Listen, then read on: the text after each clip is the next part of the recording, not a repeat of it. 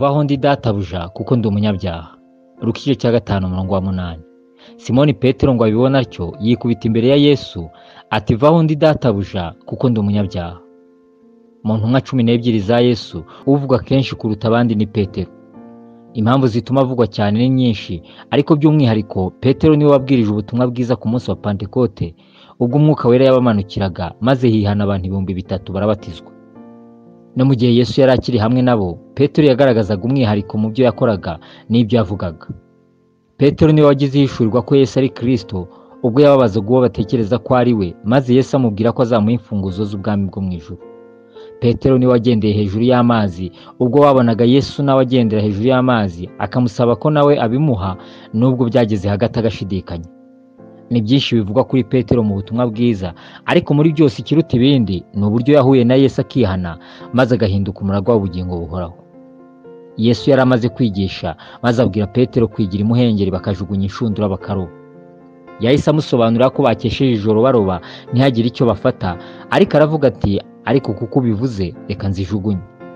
Babikoze bafata ifi nyinshi cyane, ndetse inshundura zabo zenda gucika. Barembuza bagenzi babo bari mu bundi bwato ngo baze babatabare. Baraza buzuza amato yabo yombi bituma yenda kurengerwa. Simoni Petero ngo abibone atyo yikubita imbere ya Yesu ati Aho Ndi Databuja kuko ndi umunyabyaha.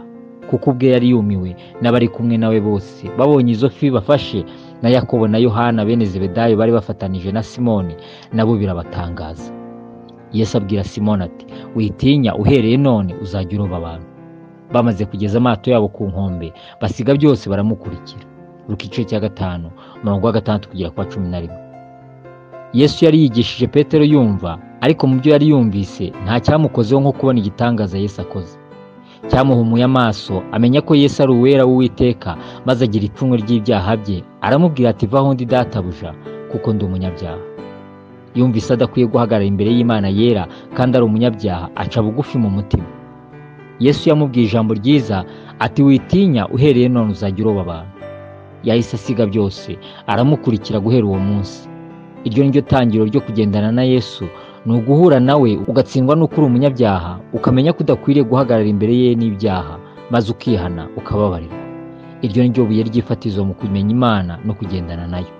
Hari benshi bitwa abakristo, ariko mu by'ukuri batarigeze bahura na Yesu ngo bimenye kandi bihane.